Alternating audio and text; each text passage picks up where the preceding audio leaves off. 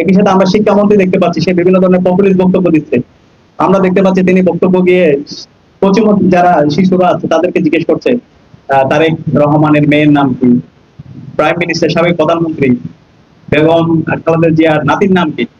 আরে ভাই, এগুলো কি এখন জিজ্ঞেস করা একবিংশ শতাব্দীর এই সময়ে এসে সেটাকে এখন জিজ্ঞেস করার কথা? এখন আপনি শিক্ষার্থীদেরকে জিজ্ঞেস করবেন কিভাবে তুমি আগামীর বাংলাদেশে তুমি নিজেদেরকে বিজ্ঞান প্রযুক্তি শিল্প সাহিত্য সংস্কৃতির মাধ্যমে তুমি নিজেদেরকে যোগ্য করবা, সেটা নিয়ে তোমার কাজ করার কথা। পুরো শিক্ষা ব্যবস্থাকে নতুন ভাবে ঢেলে সাজানোর কথা।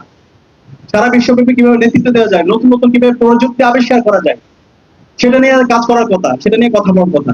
সেখানে ওনারা পড়ে আছে সেই 90 দশকের রাজনীতির মধ্যে। তো আলটিমেটলি বিএনপি এখন যা করতেছে নিজের পায়ে নিজে কোড়াল মারা।